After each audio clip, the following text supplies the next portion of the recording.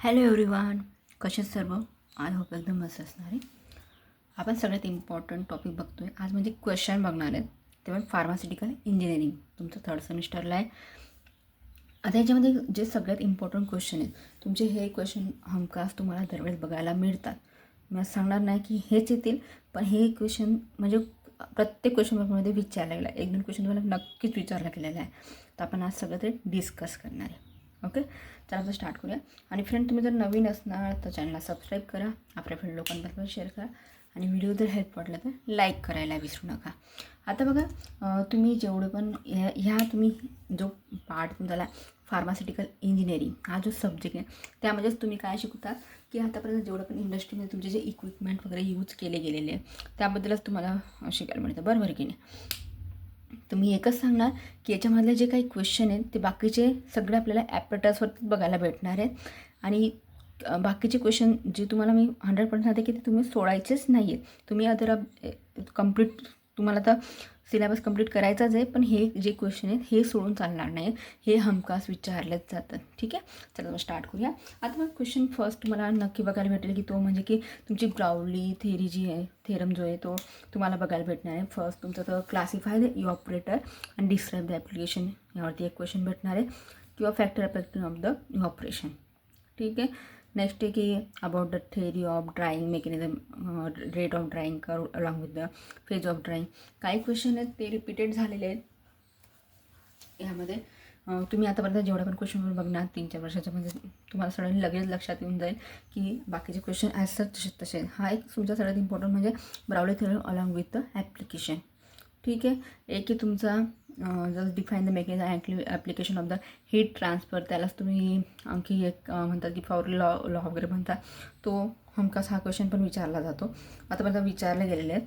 Next आहे तुमचं की factor affecting of the size रिडक्शनवरती पण क्वेश्चन तुम्हाला बघायला मिळतो आहे, बरोबर आहे की नाही?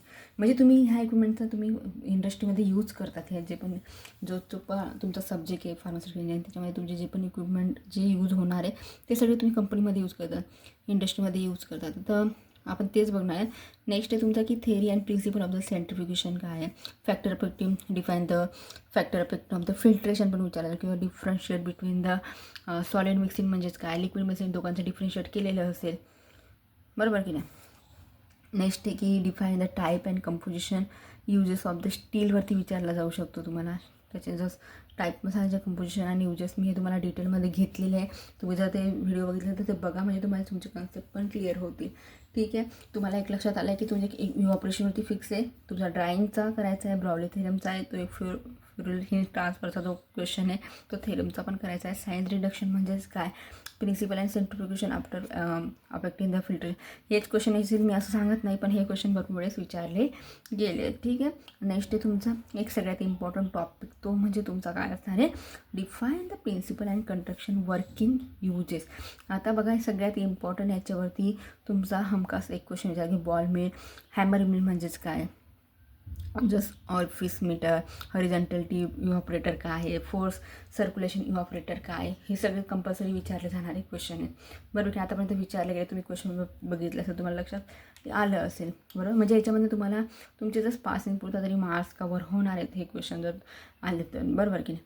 आता बघा, बॉल मिल आहे, हॅमर मिल आहे, orifice meter, horizontal tube evaporator, ribbon blender म्हणजेच काय की सिग्मा ब्लेंडर. तुम्हाला ह्याच्यामध्ये जर define principle and construction working and युजेसमध्ये, म्हणजे हा तुमचा 7 मार्काला क्वेश्चन असणार आहे, बरोबर की नाही? म्हणून हे सगळे याच्यामध्ये जेवढे पण इक्विपमेंट तुमचे यूज झाले, हे सगळे इक्विपमेंट याच्यामध्ये राईट डाऊन करून दिलेत. म्हणजे याच्यामध्ये तुम्हाला काहीच सोडायचा नाही, कुठला पण कशा पण प्रकारचा विचारायचं की तुमचे तुम्हाला 80-90 इक्विपमेंट तर असणारच आहे याच्यामध्ये, बरोबर की नाही? म्हणजे तुम्हाला ते जस्ट ओव्हरलुकिंग करून घेऊन मोस्ट ऑफ करून काही तर असं तुम्हाला लक्षात येऊन जातील की याचा उपयोग यासाठी, तो दुसरा, तो तुम्हाला जर त्याच्या हे असणार तर तुम्हाला लगेच लक्षात येऊन जाते, लगेच कनेक्शन होईल की नाही, हा याच्यामध्ये विचारलेला आहे, तुम्हाला क्वेश्चन कुठला सोडायचा नाही आहे.